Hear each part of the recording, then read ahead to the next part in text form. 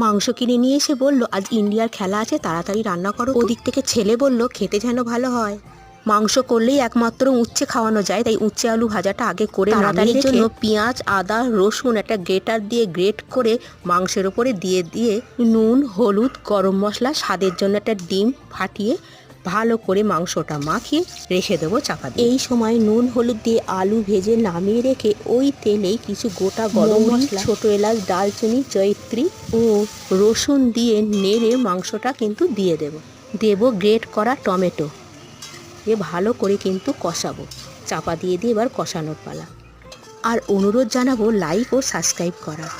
ভাজা আলু দিয়ে কষাতে কষাতেই অনুরোধ হলো 1 পিস কষা মাংস হবে, দিয়ে দিলাম 1 পিস মাংস।